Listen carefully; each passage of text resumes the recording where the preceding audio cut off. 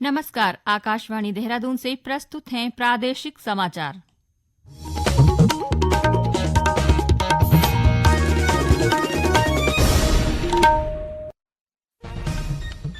पहले मुख्य समाचार।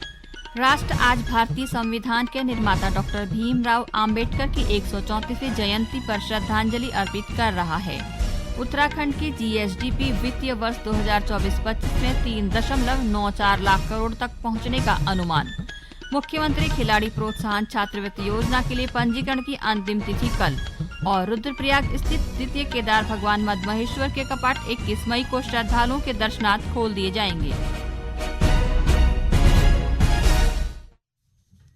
प्रादेशिक समाचारों के साथ मैं नीता कांडपाल और अब समाचार विस्तार से। राष्ट्र आज भारतीय संविधान के निर्माता डॉक्टर भीमराव आम्बेडकर की 134वीं जयंती पर श्रद्धांजलि अर्पित कर रहा है। इस अवसर पर देश भर में कई कार्यक्रम आयोजित किए जा रहे हैं।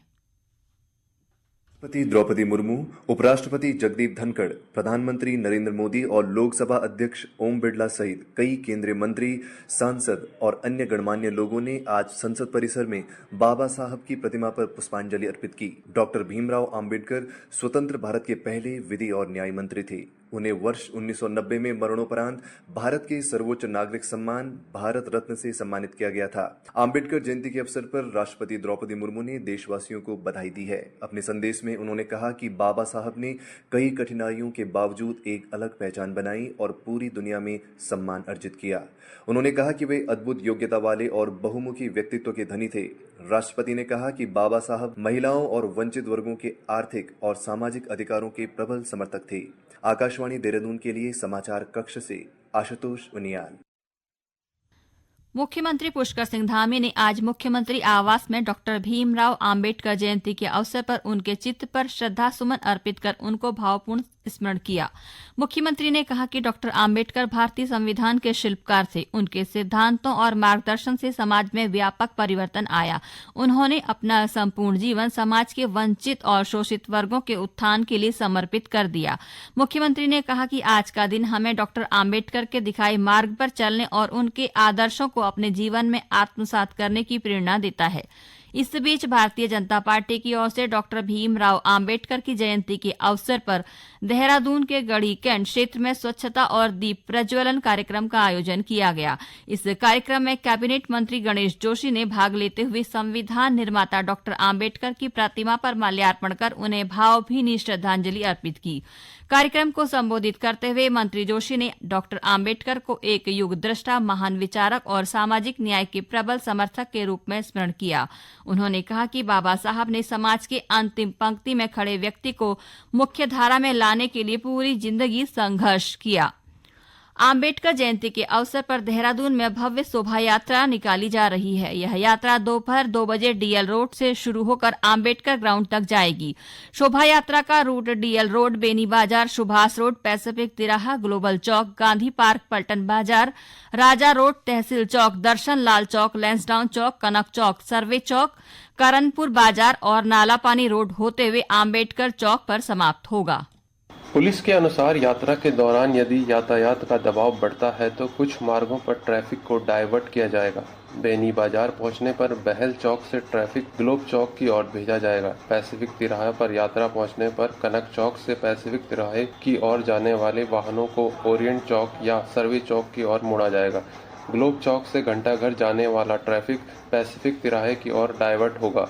घंटाघर पहुंचने पर दर्शन लाल चौक और ओरिएंट चौक से घंटाघर की ओर ट्रैफिक नहीं जाने दिया जाएगा। राजा रोड पर यात्रा पहुंचने पर प्रिंस चौक से तहसील की ओर जाने वाले वाहन चंदर नगर की ओर भेजे जाएंगे। तहसील चौक पर ट्रैफिक को द्रोण कट से आईजी कट होते हुए दून चौक की ओर मोड़ा जाएगा। दर्शन लाल चौक, लैंसडाउन चौक और कनक चौक की ओर भी यातायात प्रतिबंधित रहेगा। करनपुर बाजार पहुंचने पर सर्वे चौक से आने वाले ट्रैफिक को वैकल्पिक मार्गों पर डाइवर्ट किया जाएगा और यात्रा के समापन के बाद सभी मार्ग सामान्य कर दिए जाएंगे। पुलिस ने नागरिकों से अपील की है कि शोभा यात्रा के मार्ग से बचते हुए वैकल्पिक रास्तों का उपयोग करें और यातायात व्यवस्था को सुचारू बनाए रखने में सहयोग करें। उत्तराखंड की अर्थव्यवस्था लगातार प्रगति के पथ पर अग्रसर है। राज्य के सकल घरेलू उत्पाद जीएसडीपी में हर साल बढ़ोतरी हो रही है। वित्तीय वर्ष 2021-22 में प्रदेश की जीएसडीपी जहां 2.74 लाख करोड़ रुपए रही, वहीं 2024-25 में इसके 3.94 लाख करोड़ रुपए तक पहुंचने का अनुमान है।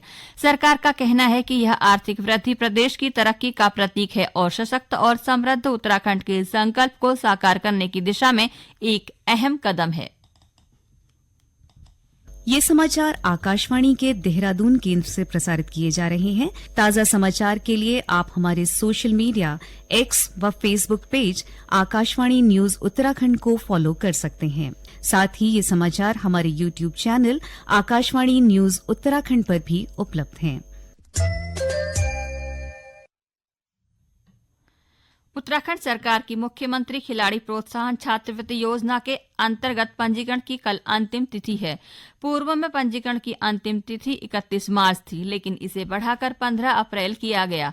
राज्य के 14 से 23 वर्ष के उदयमान खिलाड़ी खेल विभाग की वेबसाइट khelouk.in पर ऑनलाइन आवेदन कर सकते हैं। इस योजना के तहत हर जिले से कुल 200 छात्रों का चयन किया जाएगा, जिसमें 100 बालक और 100 बालिकाएं शामिल होंगी।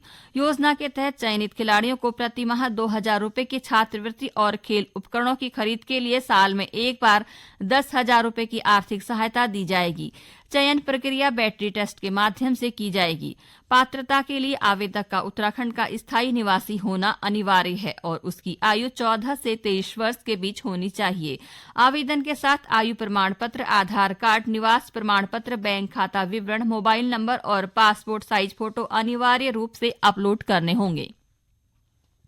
उत्तरकाशी जिले की बड़कोट तहसील के अंतर्गत चामी बारनीगाड़ के पास एक पिकअप के दुर्घटनाग्रस्त होने से उसमें सवार 3 लोगों की मौके पर ही मृत्यु हो गई। प्राप्त जानकारी के अनुसार पिकअप वाहन पर चून का सामान लेकर मोरी जा रहा था। रुद्रप्रयाग स्थित द्वितीय केदार भगवान मद्महेश्वर के कपाट 21 मई को श्रद्धालुओं के दर्शनार्थ खोल दिए जाएंगे। पंच केदार गद्दी स्थल ओंकारेश्वर मंदिर ऊखीमठ में पंचांग गणना के बाद मद्महेश्वर मंदिर के कपाट खोलने की तिथि तय की गई। वहीं 2 मई को तृतीय केदार भगवान तुंगनाथ मंदिर के कपाट भी श्रद्धालुओं के लिए खोल दिए जाएंगे। इस बीच उत्तरकाशी जिले में स्थित मां यमुना के मायके में स्थित शनिदेव महाराज सोमेश्वर महाराज मंदिर के कपाट आज श्रद्धालुओं के लिए खोल दिए गए हैं। सुबह 7:30 पर विशेष पूजा अर्चना विधि विधान के साथ मंदिर के द्वार खोले गए। तीर्थ पुरोहित मनमोहन उनियाल, सोमेश्वर महाराज के पुजारी संतोष उनियाल ने बताया कि दोपहर में डोली मंदिर के गर्भगृह से बाहर आएगी। अखिल भारतीय आयुर्विज्ञान संस्थान एम्स ऋषिकेश का 5वां दीक्षांत समारोह कल आयोजित किया जाएगा। इस अवसर पर केंद्रीय स्वास्थ्य एवं परिवार कल्याण मंत्री जेपी नड्डा मुख्य अतिथि होंगे, जबकि मुख्यमंत्री पुष्कर सिंह धामी विशिष्ट अतिथि के रूप में कार्यक्रम में शिरकत करेंगे।